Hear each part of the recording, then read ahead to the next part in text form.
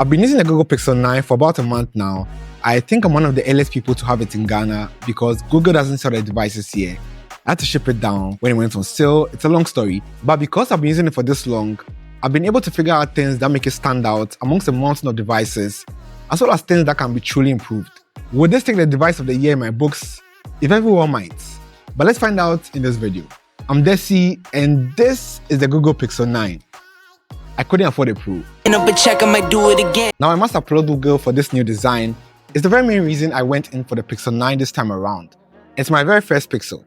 The porcelain color coupled with the new design takes Pixels to a whole new level in the premium scale when comparing it against their previous devices.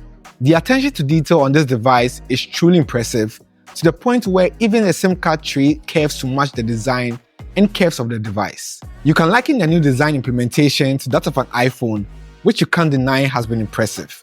And I can confidently say it's my favorite design amongst all the various devices in the smartphone market right now.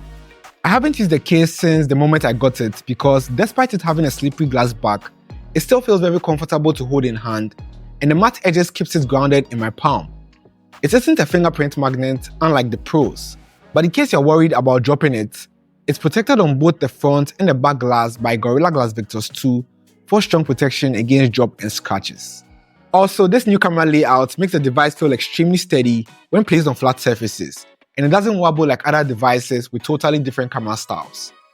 There's one major design flaw in my opinion, and it's been extremely confusing when making use of the device, and that's the placement of the power and volume buttons. I usually press the volume up button, mistaking it for the power button, which is really annoying. So Google, if you're watching this video, in your next device, carry over the volume buttons to the left side of the device and make the power button bigger. It's a free suggestion many users would truly appreciate. Because Lord knows how many times I think I'm locking my device only to realize I'm simply increasing the volume.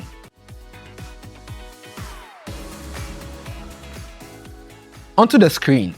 It's fantastic. Really bright, crisp visuals, nothing really to complain about. Colors look vivid and great when watching content on YouTube, Netflix, or even on social media platforms like Instagram and TikTok. It's a 6.3 inches 1080p 120Hz OLED display with support for HDR10 Plus content and a peak brightness of 2700 nits. Plenty bright to view in direct sunlight without any issues.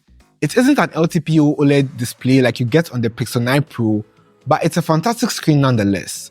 The bezels around the screen are slightly on the large side, but aren't an eyesore like we've seen on other devices. Just so you know, out of the box is set to 60Hz, so you'd have to switch to 120Hz to truly get a feel of this beauty. Centered in the bottom half of the display is an ultrasonic fingerprint reader, which is very fast and keeps your device secure.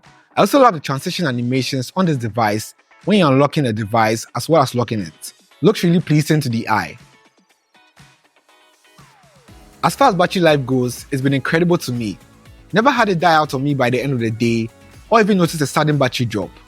Worst case scenarios, it's gone all the way down to about 8%, and that was around 9:30 PM after charging it around 6 to 7 AM thereabouts, so it's fantastic. It should easily handle a bit of some heavy activities like gaming for a few minutes within a day and constantly taking pictures and watching videos on YouTube.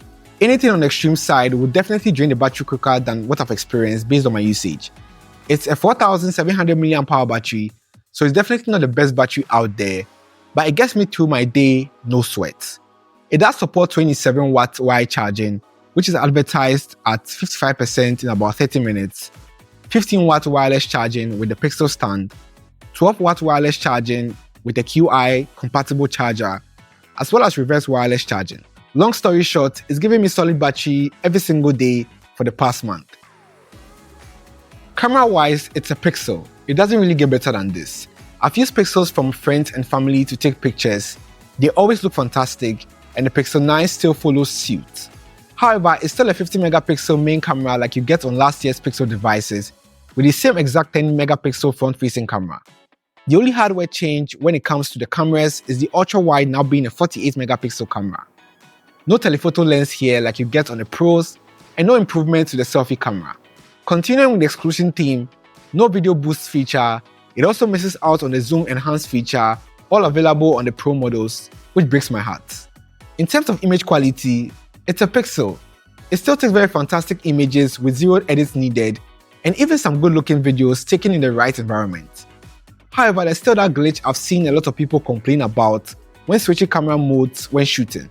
It's not as smooth as you'd expect, with a bit of delay, which can be annoying when you want to take a shot really quickly. Image quality wise is definitely fantastic, but the shooting experience isn't the best comparing it against devices like the iPhone 15. One thing I really like is the Add Me feature, which is AI powered through the camera, allowing you to take a shot and subsequently take another shot of you or a person, and it blends it into a particular scene. It's really cool as it gives the person taking a picture a chance to be in the same photo, and thankfully this feature isn't exclusive to just the Pro Pixel 9 models. I was expecting the Pixel 9 to come with the latest Android software right out of the box like we've seen on previous devices. The Pixels come with the newest Android update before any device gets it, but this isn't the case this time around. It's still Android 14, and we could expect Android 15 somewhere next month if I'm correct. But it's still considered one of the purest Android experiences you can get directly from Google, and it makes the Pixel 9 one of the least buggiest experiences you can get on a Pixel right now. On performance, one thing you should note is the regular Pixel 9 doesn't come with a vapor chamber like you get on the Pixel 9 Pro and the Pro XL, meaning you're not going to be getting the fantastic battery smooth gaming experience like you get on those devices. However, that's not to say gaming on this device isn't good. Also, you're getting 12GB RAM, which is great with a starting storage of 128GB. If you're someone who fills up devices quickly, you certainly have to go in for the 256GB variant instead, which would equal an increase in your budget. The internal storage now supports UFS 3.1 for fast read and write speed, which comparing it to devices in its price point, those devices support UFS 4. Processor is the Google Tensor G4 with the Mali G715 MC7 GPU, which based on my use cases have been more than okay. But considering things based on long-term expectations, the Google Pixel 9 is still great, but it most likely would be the first to age amongst the entire Google Pixel 9 lineup based on things like the lack of a vapor chamber and a slower storage of UFS 3.1. But so far I haven't experienced any performance issues. I really like the Google Pixel 9, and the fact that it's my first Pixel device has really won me over, and in the foreseeable future, I see myself using more Pixels down the line. It's well built, has a beautiful design, lovely software features, and the best AI features available to Android devices, as well as a great fantastic camera.